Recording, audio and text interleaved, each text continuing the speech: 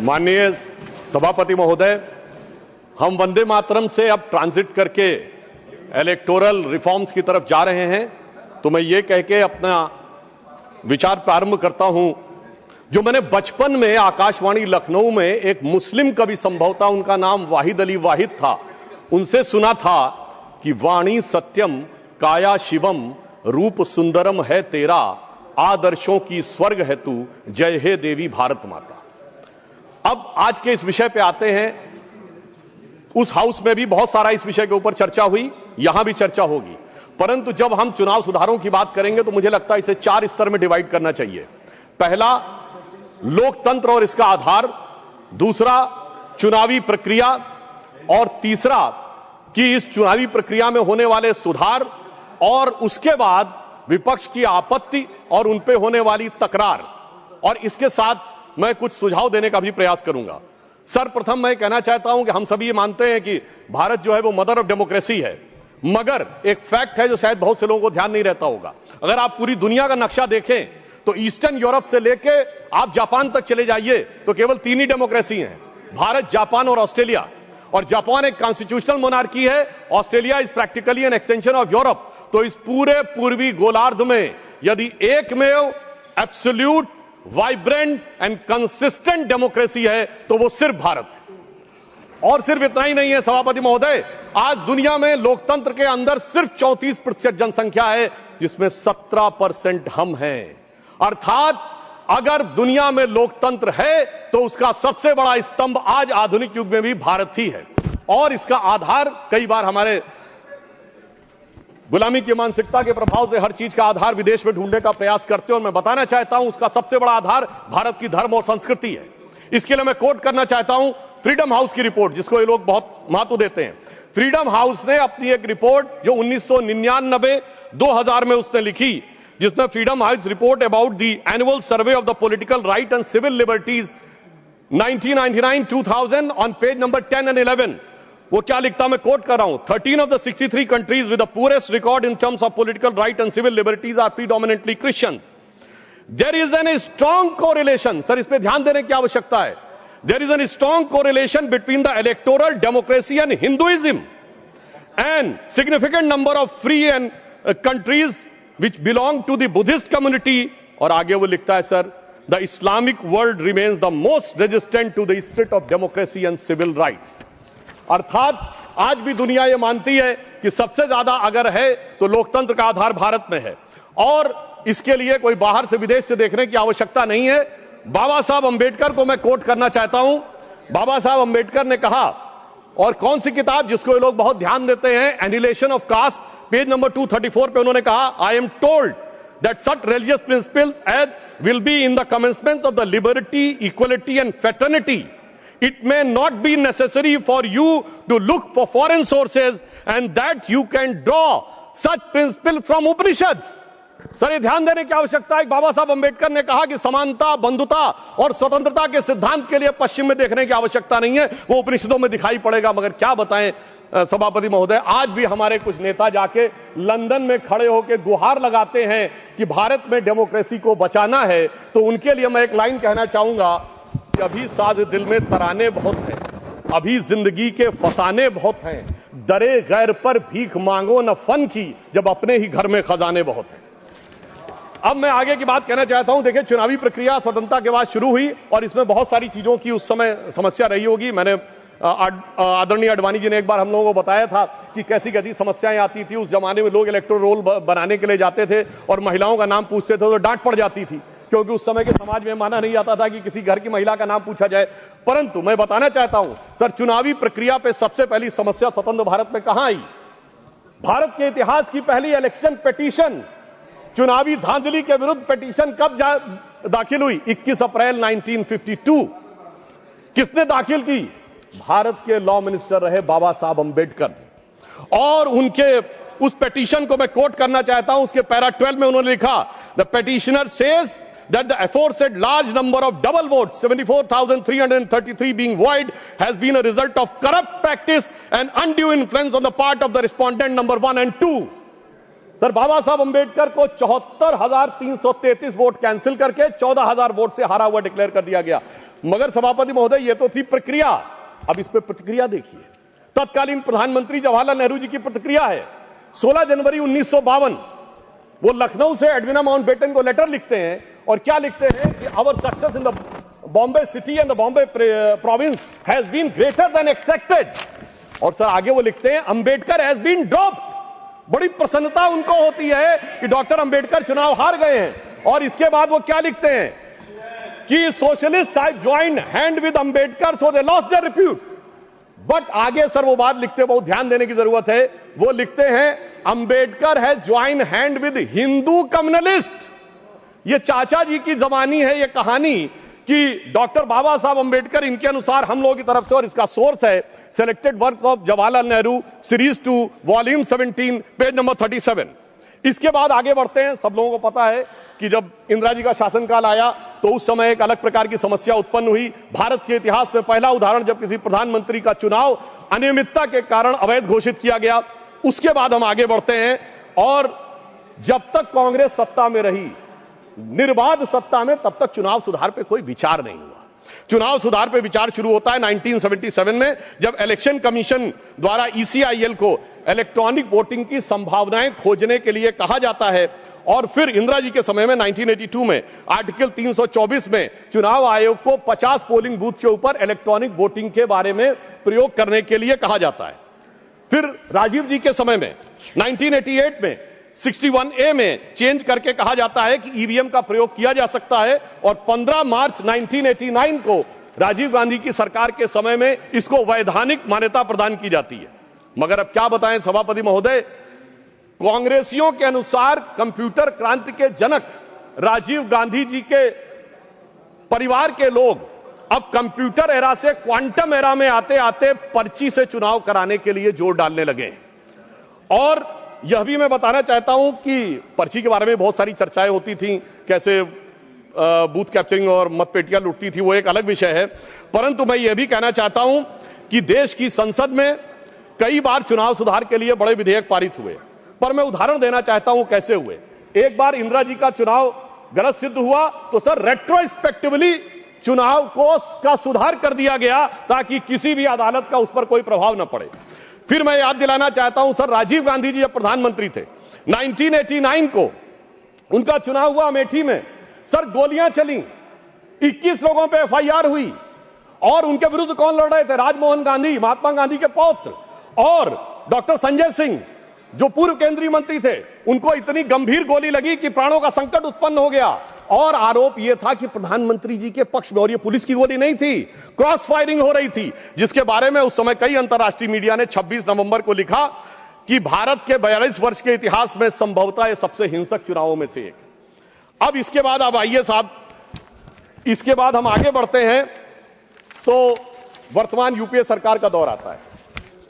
और उस समय बहुत से लोगों को यह तथ्य ध्यान नहीं होगा, वैसे तो नेहरू परिवार और बच्चन परिवार के बीच में बहुत मधुर संबंध थे, पर कभी कभी ज्यादा मिठास होने से डायबिटीज हो जाती है। तो वो दौर था 2006 में जया बच्चन जी की सदस्यता चली गई ऑफिस ऑफ प्रॉफिट के मुद्दे पे, क्योंकि उत्तर प्रदेश सरकार का एक पद था। अब सर यही आरोप लग गया और सोनिया गांधी जी जो उस समय नेशनल एडवाइजरी काउंसिल की चेयरमैन थी, उन पर भी ऑफिस ऑफ प्रॉफिट का विषय लग गया और इस कारण से उनकी सदस्यता भी चली गई। मगर सभापति महोदय, जो आज संविधान की दुहाई देने की बात करते हैं, सोनिया जी जब तक चुनाव दोबारा गईं, लड़के आईं, तब तक चुनाव में संशोधन करके ऑफिस ऑफ प्रॉफिट का नियम ही बदल दिया गया ताकि पीएम ने सुपर पीएम की पदवी को सुरक्षित कर दिया। अब मैं यह भी बताना चाहता हूं सर, उसके बाद वास्तविक अर्थों में चुनाव सुधार की शुरुआत तब हुई जब भारतीय जनता पार्टी शक्तिशाली हुई, 1990 का दशक, और ये देश की यूनिपोलर पॉलिटिक्स बाइपोलर हुई। वोटर आईडी कार्ड 1993 में आया, केंद्रीय सुरक्षा बलों की तैनाती 1996 में प्रारंभ हुई। पहले बूथ वाइज काउंटिंग नहीं होती थी सर, उसमें आसानी जानते क्या होती थी कि अगर किसी मतपेटी में ज्यादा बूथ कैप्चरिंग करके मत डाल दिए तो उसमें काउंटिंग का चक्कर ही नहीं है, सब मिला दिए जाते थे। वो शुरू हुई। अटल जी की सरकार के समय में सीसीटीवी का प्रयोग शुरू हुआ, पहले प्रायोगिक तौर के ऊपर, और 2005 से सीसीटीवी की परमानेंट सीसीटीवी यूज होने लगा। अब इसे महज संयोगी माने कि 2005 के बाद से कभी राजद और कांग्रेस को बिहार में बहुमत का अधिकार नहीं मिला। जब मोदी जी की सरकार आई तो हमने क्या किया कि जो पॉलिटिकल पार्टीज को कैश डोनेशन मिलता था उसे 20,000 से घटाकर 2,000 किया और सिलेक्टेड उनके ऊपर वीवीपैट की व्यवस्था सुनिश्चित कराई। और मैं ये भी याद दिलाना चाहता हूं, एक पार्टी जो अपने आप को बहुत ईमानदार कहते थे, वो 20,000 की चाय पिलाते थे। अब मुझे लगता है सदन और देश को समझना चाहिए 20,000 की चाय क्यों पिलाते थे, क्योंकि 20,000 तक कैश लेने पर आपको सोर्स नहीं देना पड़ता था। पर मोदी जी ने आकर उन्हें, चाय पिलाने वाले ने आकर उसे 2,000 कर दिया है, तो अब उनकी चाय बड़ी महंगी हो गई है, भले ही 20,000 से 2,000 पे आ गए। और इसलिए वो दौर था जिस जमाने में इलेक्टोरल बॉन्ड नहीं थे। आज इलेक्टोरल बॉन्ड के लिए कहे जो भी कहें, आज न्यायालय ने चाहा तो पता तो लग गया। क्या 2014 से पहले जहाज नहीं उड़ते थे, खर्चे नहीं होते थे? आज न्यायालय चाहे भी तो उसको पता नहीं लगा सकता। कम से कम यह पारदर्शी व्यवस्था हमारी सरकार ने आके की। और इन लोगों की सरकार कब रहती थी सभापति महोदय, जिस जमाने में, और मैं ये भी कहना चाहूंगा, इनकी सरकार कब रहती थी और हमारी सरकार कब है? सर, जब से वोटर आईडी कार्ड आ गए कांग्रेस की सरकार आना बंद, सीसीटीवी आ गए कांग्रेस की सरकार आना बंद, जब से स्वतंत्र जुडिशरी हो गई कांग्रेस सरकार आना बंद, स्वतंत्र मीडिया आ गई कांग्रेस को स्पष्ट बहुमत मिलना बंद। और तो और सर, जब से साक्षरता दर 50% हो गई बहुमत मिलना बंद। इनको कब बहुमत मिलता था? जिस जमाने में मतपेटियां लूटी जाती थी, बूथ कैप्चरिंग होती थी, गोलियां चलती थी, कट्टे बम चलते थे और अनेक लोग गुजरात के चुनाव, बिहार के चुनावों में 80 लोग तक घायल होते थे। इन्हें लग रहा है शायद वही जमाना वापस आ जाए। तो मैं उनके लिए पूरी संवेदना से कहना चाहूंगा कि जो पुराना गीत था, गुजरा हुआ जमाना आता नहीं दोबारा, हाफिज सईद तुम्हारा। और अब मैं इसके बाद यह विषय कहना चाहूंगा कि जो इसके ऊपर आपत्ति की राजनीति की जाती है, आज मतदाता सूची को लेकर कांग्रेस आपत्ति कर रही है। मैं याद दिलाना चाहता हूं 18 दिसंबर 1950 को डॉक्टर बाबा साहब अंबेडकर ने कहा कि जो इलेक्टोरल रोल्स हैं उनका हर 6 महीने में होना चाहिए रिवीजन। पर उनका कहना था व्यवहारिक दृष्टि से मुश्किल है तो 1 साल या 2 साल में कर दिया जाए। मगर सभापति महोदय, ये 20 साल में भी करने को तैयार नहीं है और उसके बाद ये आरोप लगा रहे हैं। तो मैं इनसे पूछना चाहता हूं, अभी हमारे सम्मानित सदस्य कह रहे थे कि 45 दिन के बाद वो नहीं करते, उसका जवाब गृह मंत्री जी वहां पर दे चुके हैं। उन्होंने साफ साफ कहा 1991 में जो चेंजेस किए थे नरसिम्हा राव सरकार में, उसमें कोई भी एविडेंस, कोई भी पिटीशन 45 दिन तक ही हो सकती है। परंतु मैं पूछना चाहता हूं महोदय, बिहार के तो 45 दिन हुए, आज 45वां दिन है, क्यों नहीं अभी तक सीसीटीवी के लिए एप्लीकेशन दी है? अभी मैं कहना चाहूंगा जाइए फोन करिए, शाम 5 बजे से पहले सीसीटीवी के लिए लगा दीजिए। नहीं करना है। मैं पूछना चाहता हूं, आप कहते हैं 6 बजे के बाद इतनी वोटिंग हुई, बूथ के अंदर फोटोग्राफी पे रोक है, सड़क पे तो नहीं। दिखाइए कितनी लंबी लाइनें थी, कितनी लंबी आपने सोशल मीडिया पे पोस्ट किया, कितने आपके बूथ लेवल एजेंटों ने इस बारे में आपत्ति दर्ज की। परंतु सभापति महोदय, इसमें से कुछ भी नहीं करना है, केवल बवाल करना है। इनकी स्थिति क्या है? जैसे कोई बच्चा है, क्योंकि मैं टीचर रहा हूं तो मैं कहना चाहता हूं, कोई बच्चा है वो कहे मेरे नंबर कम आए, तो तरीका क्या है? स्कूटी का फॉर्म भरो ना। स्कूटी का फॉर्म थोड़ी भरूंगा, मैंने बयान दे दिया, इतना काफी है। मगर एग्जामिनेशन कंडक्टिंग बॉडी मेरी दोबारा कॉपी जांच के दे दे। चलिए मैं दूसरा उदाहरण देता हूं। क्रिकेट का मैच हो रहा है और टीम को लगा कि बैट्समैन आउट था, अंपायर ने नॉट आउट दिया, तो क्या है? रिव्यू डिसीजन में जाओ ना। रिव्यू डिसीजन में नहीं जाऊंगा, मैंने प्रेस कॉन्फ्रेंस कर दिया, अब थर्ड एम्पायर अपने आप डिसीजन दे दे। मुझे लगता है वो लोग क्यों नहीं जाना चाहते, उसमें और कोई कारण नहीं है। अभी तक लोकतंत्र को वो समझ नहीं पाए हैं कि एक चाय वाले ने आकर जो स्थान ग्रहण कर लिया है, तो जो साहिब आलम थे, जो फर्जंद अंजुमन थे, जो वली अहद सल्तनत थे, जो मानते थे राज करना उनका जन्मसिद्ध अधिकार है, वो इन चीजों के ऊपर अभी तक तय नहीं कर पाए। अब मैं दूसरी बात बताना चाहता हूं सर, बड़ी विचित्र बात है, एक बार कांग्रेस पार्टी के बड़े नेता विदेश जाते हैं, फिर आके एक सो कॉल्ड हाइड्रोजन बम फोड़ते हैं, फिर लौट के जाते हैं दूसरा बम फोड़ते हैं। पर मुझे आश्चर्य लगता है सर, कर्नाटक के मुद्दे पे प्रेस कॉन्फ्रेंस होती है और वो दिल्ली में होती है। कर्नाटक में आपकी सरकार है, न वहां का सीएम, न डिप्टी सीएम, न प्रदेश अध्यक्ष, और आपके तो राष्ट्रीय अध्यक्ष भी कर्नाटक से हैं सभापति महोदय, वो भी नहीं रहते हैं। और कर्नाटक पे पीसी होती है और उन्होंने कहा हाइड्रोजन बम फोड़ेंगे। तो इस पे मुझे याद आता है, एक पाकिस्तान के मंत्री थे, शायद वो राशिद चौधरी उनका नाम था, जिन्होंने कहा था हमारे पास पाव पाव भर के एटम बम है। मगर मुझे लगता है जो कांग्रेस ने हाइड्रोजन बम छोड़ा वो शायद पाव भर का नहीं, छटाक भर का भी नहीं था। और वैसे मैं ये भी बता देना चाहता हूं, आप जब सरकार में थे तब भी बम नहीं छोड़ पाए थे। 1974 का परमाणु विस्फोट बम के लिए नहीं हुआ था। सरकार का ऑफिशियल बयान था कि ये केवल शांतिपूर्ण कार्यों के लिए हुआ है। ऑन द कॉन्ट्रेरी 11 और 13 मई 1998 को अटल जी की सरकार ने जब किया तो भारत ने कहा था we are the nuclear state. तो हाइड्रोजन बम सरकार में भी हम ही ने बनाया था और आप न विपक्ष में कर पा रहे हैं न सत्ता पक्ष में रह के कर पा रहे थे। अब मैं दूसरी बात कहना चाहता हूं, जो वोट चोरी की बात बहुत होती है, तो मैं याद दिलाना चाहता हूं बिहार का चुनाव संपन्न हुआ है। कोई कहे चोरी हो गई तो उसके पास कुछ होना चाहिए सामान जिसकी चोरी हो गई।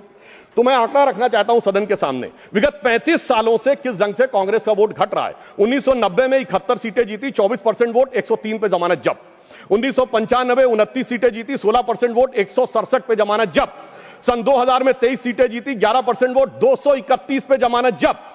2005 में पूरी सीटें लड़े नहीं, कुल लड़े 58, जिसमें जीते 9, 6% वोट। और 2010 में सर 4 सीटें जीते, 6% वोट पाया, 216 पे जमानत जब्त। भाई साहब मैं पूछना चाहता हूं आपके पास था क्या जो चोरी हो गया? इसीलिए मुझे एक चीज याद आती है, जो हमारे ग्रामीण क्षेत्रों में एक कहावत है कि जब वो चोरी की गुहार लगाते हैं तो फटक चंद गिरधारी, ना लुटिया ना थारी, और चौराहे पे चीख रहे हैं चोरी हो गई हमारी।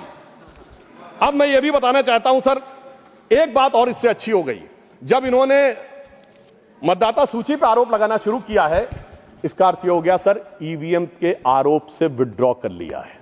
क्योंकि ये तो कहते थे ईवीएम में गड़बड़ है, बटन दबाते हैं वोट भाजपा को पहुंच जाता है। यदि इनका आरोप सही माना जाए, मैं एक बात कह रहा हूं, यदि इनका आरोप सही माना जाए, अगर ईवीएम मैनेज थी तो किसी को वोटर रोल मैनेज करने की जरूरत क्या है? या तो वो सच था या ये सच है। हकीकत न वो सच था न ये सच है। इनके दिमागों में जैसे आज ईवीएम से पीछे हटे हैं, हकीकत में क्या है इनकी स्थिति सभापति महोदय ये है, ये कहावत होती है नाच न जाने आंगन टेढ़ा, मगर सर इन पे लागू नहीं होती है। ये कहते हैं आंगन ही नहीं टेढ़ा है, छत भी टेढ़ी है, दीवार भी टेढ़ी है, जमीन भी टेढ़ी है, छज्जा भी टेढ़ा है, खंभा भी टेढ़ा है, पर क्या करें, टेढ़ा है पर मेरा है। सभापति महोदय वास्तविकता में इन्हें अपना दिमाग जो टेढ़ा हो गया है उसे सीधा करने की आवश्यकता है। और अंदर लाइटर नोट में एक और बात कहना चाहूंगा, प्राचीन काल में अश्वमेध यज्ञ होता था, तो अश्वमेध यज्ञ का घोड़ा छोड़ा जाता था। मैं यहां कैविएट लगा कह दूं, मैं किसी के व्यक्तिगत अपमान के लिए नहीं, उपमान के लिए कह रहा हूं, ठीक, फॉर द सिमिली। सर वो जब छोड़ा जाता था तो जहां जाता था वहां विजय का मार्ग प्रशस्त कर देता था, पर इनके पास एक ऐसा अश्वमेध यज्ञ का घोड़ा है जो जहां जाता है पराजय का मार्ग प्रशस्त कर देता है। और मैं यह भी कहना चाहता हूं, सिर्फ हमारे नहीं, भारतीय जनता पार्टी से नहीं, सर केरल में तो हम नहीं हैं, सत्ता में कभी नहीं आए। केरल में एक बार लेफ्ट फ्रंट आता था, एक बार यूडीएफ आता था, पर जब से ये वहां पहुंचे हैं ऐसा यज्ञ किया है कि इस बार एलडीएफ दोबारा आ गया। मैं पूछना चाहता हूं केरल में वोट चोरी किसने कर ली मेरे भाई बताओ? क्योंकि कारण क्या है कि जो इन बात को समझने के लिए तैयार नहीं रहते हैं, उसका एक कारण। दूसरा ये कहते हैं परसेंटेज ऑफ वोट हमारा बड़ा, देखिए नजदीक था फिर भी सीटें क्यों कम हो गई, उसका कारण है इनको वोट का वितरण देखना चाहिए। मैं उदाहरण देना चाहता हूं, हरियाणा में सबसे बड़ी जीत किस कॉन्स्टिट्यूएंसी में हुई? हुड्डा साहब नहीं जीते, फिरोजपुर जिरका में मम्मन खान 98,000 से जीते। झारखंड में सबसे बड़ी जीत कहां पे हुई? वहां पे पाकुड़ क्षेत्र में निशात आलम 86,000 से जीते। दिल्ली में आम आदमी पार्टी के मटिया महल में 42,700 से जीते आले मोहम्मद इकबाल। और लोकसभा चुनाव में सबसे बड़ी जीत असम की धुबरी सीट पर कांग्रेस के रकीबुल हसन 10,25,000 से जीते। तो मैं इनसे कहना चाहता हूं आपका वोट का वितरण समान नहीं है, कहीं कहीं ज्यादा गहरा है। जहां दिल का रिश्ता ज्यादा गहरा है वहां वोट ज्यादा गहरा है। जब आप उसको समझ पाएंगे तो ये वोट परसेंटेज के अंतर को आप भली भांति समझ सकते हैं। और मैं एक और बात कहना चाहता हूं कि जो लोग आज वोट का आरोप लगाते हैं सभापति महोदय, वो खुद का चुनाव कैसे कराते हैं? 6 सितंबर सन 2022 को खड़गे जी के अध्यक्ष का चुनाव हुआ, मीडिया में रिपोर्ट आई कि 22 कांग्रेस के नेताओं ने लिख के दिया कि भाई साहब वो जो मतदाता सूची है कांग्रेस के अंदरूनी चुनाव की वो तो बता दीजिए। और मतदाता सूची कांग्रेस ने अंदरूनी चुनाव की नहीं दिखाई। और वो लोग कह रहे हैं कि 28 पीसीसी हैं प्रदेश कांग्रेस कमेटियां, क्या सबके पास जा जाकर हमें वो लेनी पड़ेगी? मगर साहब जिन्होंने अपनी मतदाता सूची नहीं दिखाई, चुनाव आयोग को मतदाता सूची के लिए लिख नहीं रहे हैं और वो आकर हमें ज्ञान दे रहे हैं, इन्हीं के लिए कहा गया है खुद मियां फजीहत और दूसरों को नसीहत। और वैसे कांग्रेस में पूर्व में सीताराम केसरी जी किस जंग से हटे ये सबको पता है। कांग्रेस के आंतरिक चुनाव में जब जब चुनाव हुआ तब तक कांग्रेस टूट जाती थी। मैंने बचपन में अटल जी का एक भाषण सुना था और वो उसमें उन्होंने कहा कांग्रेस के तो इतने टुकड़े हुए, Congress R, Congress S, Congress U, Congress O, Congress I, Congress U, Congress मैं, कांग्रेस तू, कांग्रेस आई, कांग्रेस गई। अब ये मैं बताना चाहता हूं, ये इकलौती पार्टी है जिसने महोदय राष्ट्रपति चुनाव में अपने अधिकृत उम्मीदवार को हरवा दिया। देखिए चुनाव और संविधान के प्रति कितनी इनके अंदर, अच्छा, और उस विषय का उल्लेख दूसरे सदन में कर चुके हैं गृह मंत्री जी कि 1946 में किस ढंग से नेहरू जी चुनाव जीते। मगर महत्वपूर्ण बात यह है, यह विश्व का इकलौता चुनाव होगा जो 26 अप्रैल 1946 को कैबिनेट मिशन प्लान के तहत हुआ था, जिसमें नेहरू जी 0 वोट पाकर बन गए। 1 वोट पट्टाभी रमैया को, 1 वोट कृपलानी जी को और सारे वोट सरदार पटेल को, 0 वोट नेहरू जी को। और सोर्सेस की बात करेंगे, मौलाना आजाद की किताब इंडिया विंस फ्रीडम और कृपलानी जी की किताब माई डेज विद गांधी और India from Curzon to Nehru and thereafter Durgadas की किताब, उसमें जाके एक एक चीज का वर्णन पढ़ लें। मगर महत्वपूर्ण बात क्या है महोदय, महात्मा गांधी चाहते थे कि नेहरू आए, मगर फिर भी प्रदेश कमेटियों ने नहीं भेजा। आज मैं कहना चाहता हूं, सोनिया गांधी जी ने चाहा तो कम से कम प्रदेश कमेटियों ने नेहरू खड़गे जी का नाम तो भेज दिया। मतलब आज सोनिया गांधी जी उस समय की महात्मा गांधी ज्यादा ताकतवर दिख रही हैं और खड़गे जी नेहरू जी से ज्यादा ताकतवर दिख रहे हैं। कम से कम इस बात को इनको समझना चाहिए। और उससे पहले सभापति महोदय, आजादी से पहले के दौर में 1916 में इन्होंने सेपरेट इलेक्ट्रेट मान लिए मुस्लिम लीग के। और आज की जनरेशन को ना पता हो, सर पृथक निर्वाचन क्षेत्र जानते क्या होते थे? कोई रिजर्व कॉन्स्टिट्यूंसी नहीं थी, प्रत्याशी भी मुस्लिम होगा, वोट देने वाला भी मुस्लिम होगा। और उन कॉन्स्टिट्यूंसीज का नाम था मोहम्मडन कॉन्स्टिट्यूंसीज और बाकी का जनरल नहीं, नॉन मोहम्मडन कॉन्स्टिट्यूंसी, जैसे देश मोहम्मडन का ही हो। इसलिए महोदय तब ये इन्होंने पृथक निर्वाचन क्षेत्र बनाए थे। अब ऐसा लग रहा है कि ये घुसपैठियों के लिए पृथक निर्वाचन क्षेत्र बनाने का प्रयास कर रहे हैं। अब जो एसआईआर के ऊपर इनको आपत्ति है, तो मैं सिर्फ एक फैक्ट रखना चाहता हूं, बिहार में सीमांचल से जुड़े तमाम जिलों के अंदर कुल आबादी से 125% आधार कार्ड है। उसके बाद इनको नहीं लगता कि उसकी जांच होनी चाहिए। यदि 5 महीने के अंदर 5-5 लाख लोग रेजिडेंसी के लिए अप्लाई कर रहे हैं और ज्यादातर के आधार कार्ड बंगाल के सीमावर्ती जिलों से बने हुए हैं, इन्हें नहीं लगता कि उसके ऊपर होना चाहिए। मैं याद दिलाना चाहता हूं, अगस्त 2005 में ममता बनर्जी जी, हाँ जी बिल्कुल, आप बैठिए, बिल्कुल साहब, ये सबको पता है, बिल्कुल ये रिकॉर्ड है, आप सुनिए। और ऑथेंटिक बोल रहा हूं सभापति महोदय, अभी इनके लिए और समस्या होने वाली है। सर अगस्त 2005 में भारत की संसद में ममता बनर्जी जी ने भारत के इतिहास में सबसे अलग घटना की, जब स्पीकर के ऊपर फेंक दी थी फाइल। क्योंकि वो कह रही थी घुसपैठियों पे चर्चा नहीं कराई जा रही है। मगर आज ये लोग कैसे बदल गए, इसे देख के मुझे याद आता है सभापति जी कि देख तेरे संसार की हालत क्या हो गई, भगवान कितना बदल गया इंसान। अब मैं ये भी कहना चाहता हूं, मुझे ये समझ में नहीं आता है सभापति महोदय कि ये लोग गैर कानूनी चीजों के साथ क्यों खड़े होते हैं। जब एसआईआर आएगा ये कहेंगे वोटर आईडी नहीं दिखाएंगे। बात रिकॉर्ड पे जा रही है, प्लीज टेक योर सीट। अब सुनिए सर, जब सीए आएगा ये कहेंगे कागज नहीं दिखाएंगे। जब वक्फ बोर्ड आएगा तो ये कहेंगे कि साहब हम जमीन के कागज नहीं दिखाएंगे। मुझे समझ में नहीं आता है कि गैर कानूनी कामों वालों के साथ ये हमेशा खड़े हुए क्यों दिखाई पड़ते हैं।